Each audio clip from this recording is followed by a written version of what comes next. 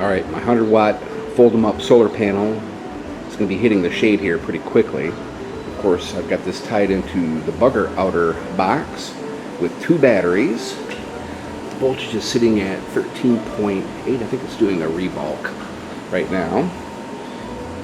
I got that on the 12-volt power socket wired into the Alpicool 54 quart freezer fridge. And I took the divider out of this thing, but left the racks in there. It seems to work better without the divider. Or maybe I just haven't tested it enough. Now right now, it is saying it is -2 on the internal temperature. I've got one wireless that says it's 14, and I've got my infrared right here. Ambient temperature is 92 here. So let's go inside here and let's take a look. I got another thermometer in here too. We'll take a look at the real deal.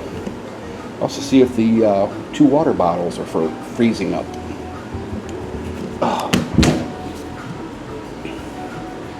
Alright, what's this one say? 10.9. Okay. What's these guys doing? Oh yeah. Oh yeah, almost frozen solid. Almost frickin' frozen solid.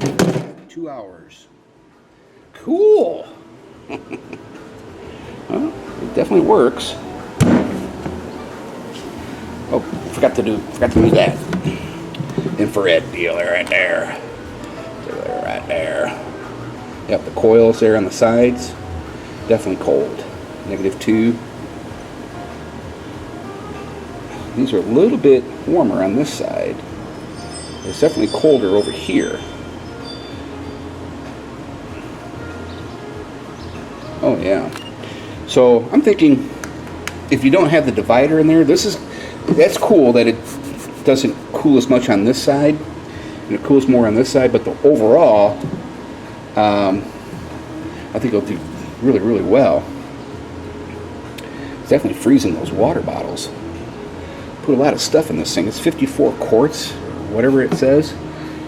Put a lot of stuff in this. Let's see what the fan is down there. Yeah. Ground temp. Definitely works on. Yeah. Quiet as hell too. Oh, yeah, it's gonna work. I haven't even tried rolling it around yet. We'll see. Right here, like this. Yeah.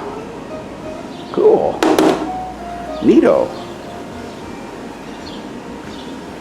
I have to consider locking it so it doesn't walk away. There you have it. Pretty cool.